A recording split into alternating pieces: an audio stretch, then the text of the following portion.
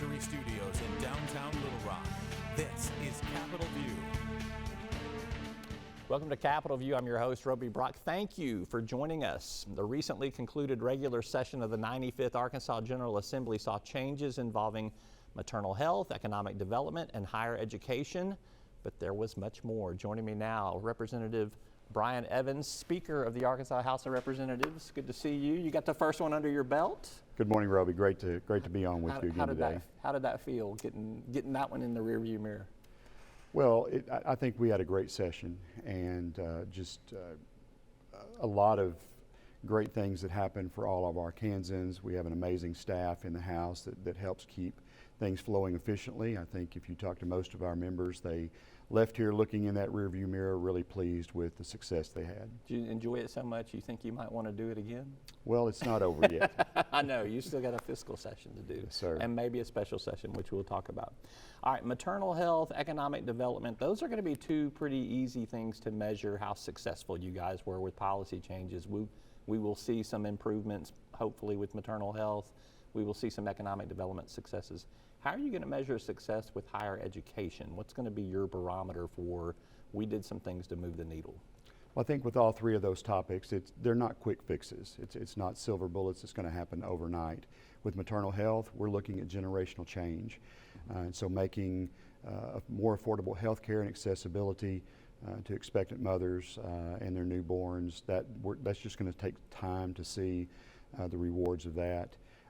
In looking at higher ed, it's the same thing. It's not going to be a quick overnight change, but as I have been over the last 2 weeks, the session has been over, traveling around, speaking to a lot of groups. I've had the opportunity to speak to a lot of schools, graduating seniors, and we're seeing a lot of excitement with them at some of the changes that we made for higher ed. So I think it's going to parlay itself in through this incoming freshman class, but could take a year or so before we see real results from it. When you mentioned maternal health and how it may take a little while, one of the things that threatens some of the funding for healthcare and the healthcare system in Arkansas is what's going on in Congress with potential Medicaid cuts. We're seeing a lot of pushback on that too. It just has to create uncertainty for you guys right now. How are you navigating that? What's your position on? Are you communicating to our federal delegation, please do not cut anything in Medicaid? What's your position on that? We do. As we worked through the session and we worked through our Revenue and Tax Committee looking at what tax cuts we could make across the state, really trying to keep a good conservative grip upon that, wanting to make a difference tax-wise with our Arkansans, but keeping in the forefront of our minds what could possibly be happening with Medicaid. We knew that if there was a reduction in the federal match, that was going to snowball downhill to us here in the state. We would have to make some potentially tough and quick decisions on that. I'm really proud of Speaker Johnson and our federal delegation who have pushed back hard on that and have communicated with us that they have no interest in making any cuts at this point. So you feel pretty confident that there's not going to be cuts? I do. At this point, I do. Okay. One of the things that did not get done for the governor this legislative session was prison funding. You were lucky you didn't have to deal with it on the House end because it all got stuck down in the Senate. What do you think would have happened if that bill had come down to the Senate? Do you think the 75 votes were there for an appropriation? I believe the votes were, and I think it's a little tongue-in-cheek to say that we didn't have to deal with it because every day we had lengthy discussions with the Senate and with the governor of how that was progressing. And just as each day went by, it put a little bit more pressure on me and in the House because each time that the vote failed in the Senate, that was just another day that we would not have the opportunity in the House to really debate it thoroughly. But I think we had the votes. I believe that if it came to us, we would have passed that. All right. Let's talk about potential tax cuts. You mentioned earlier there's been a trend over the last couple of years to do some tax cuts, particularly in a special session once the fiscal year closes at the end of June. What do you think we're on track for when you look at where the budget is? There are a few things that raise some eyebrows and some concerns these last 2 months with the state fiscal reports. Does that push you in a different position for tax cuts? It doesn't. We're committed, and we have held each of these cuts at a conservative measure, making sure that we are keeping a good fiduciary responsibility to the state budget. And so our plan was going into this regular session to take a look at some additional tax cuts, namely income tax cuts in the fiscal, and I think we're still on track to do that. So you think it'll be a fiscal session before you address tax cuts, not a special session? I think as far as income tax, yes, it'll be a fiscal session. Okay, so no special session, at least. I mean, the governor could do whatever she wants whenever she wants, but Certainly, but right now, as the Medicaid issue kind of stabilizes, the discussions with that, I think that postpones any potential talk of a special session. There just doesn't seem to be anything really pressing outside of that to call a special. when I sat down with the governor after the session ended and asked her a little bit about tax cuts and maybe how big, she was very hesitant to give me any kind of number, and I suspect that you may be hesitant to give me a number too, but have you had discussions about what size a tax cut might be possible? I would be hesitant to put a hard number on that.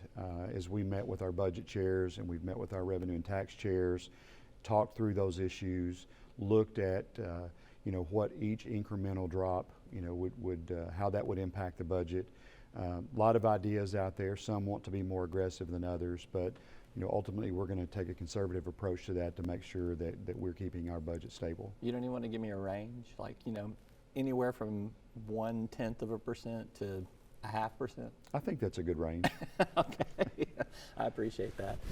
Tell me what you're going to be doing in the interim. What are you going to be watching in particular? There'll be a lot of opportunities for rules and regs. There are some things that still have to be, the legislature still meets with council to move some things forward, like federal funding. Mm-hmm. What's going to be top priorities for you during the interim?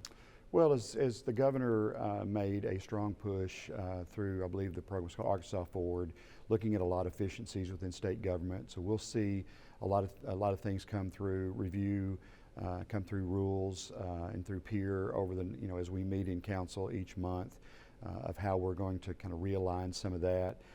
There will be a lot of new state contracts that are up for renewal that will be going through the review process. And then I'm interested to see what our members come back with, things that were important to them during session that maybe just because of timing or they ran out of time that they put into an interim study, and I look forward to seeing what our members bring for us to look at during the interim. One of the bills that you did put your name on dealt with creating a new committee, a joint committee to look at military affairs, veterans affairs. Tell me what you expect it to do going forward. Well, first of all was awareness. When I look across our state, but most especially at my district back in Cabot, we have an enormous number of retired military that live here in our state. They choose to call Arkansas home because of the experiences that a lot of them had while they were at the Little Rock Air Force Base. And so just bringing awareness to the fact that they're here and that we have a responsibility as the legislature to make sure that we're taking care of them and providing opportunities and benefits at the state level that maybe not be afforded at the federal level. I was really proud to see that we passed some tax exemptions for them, and then also putting some additional funding into veterans facilities, nonprofits that take care of veterans facilities. Really looking forward to the work. It seemed like we had a tremendous amount of buy-in from our committee members who want to just take that extra step and make them a priority. I got about a minute left because you've been so succinct in answering all my questions here that you get a bonus question. There's going to be a new veterinary school in Cabot, yes, sir. Your hometown where you represent. Tell me what that's going to be for, what's that going to mean for Cabot? It's big for Cabot and it's big for all of Arkansas. For a number of years, our students who are graduating from Arkansas schools who want to go into veterinary medicine, they had nowhere to go unless they went out of state. They could go to Mississippi State, Louisiana State, Oklahoma State. And so providing them the opportunity here in Arkansas, but also to bring students from other states here.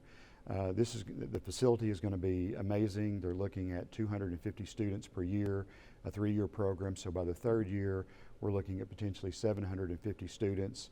And moving into our area, it's going to be tremendous for economic development, but most especially it's going to be huge for Arkansas, for our farms, our agricultural communities that have a lot of large animals.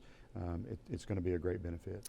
All right, to sum up, cautiously optimistic that Medicaid funding stays intact, tax cuts in the fiscal session unless the governor decides earlier, and good things for Cabot. Yes, sir. Yeah. All right. Yes, sir. Brian Evans, thank you so much Thanks, for being Roby. here. Thanks for Speaker having of me the on House. again today. I appreciate you. Yes, sir. All right. When we come back, UA economist Mervyn Jebaraj joins us to discuss how the politics of the economy is playing out amidst trade wars and tariffs. Stay tuned.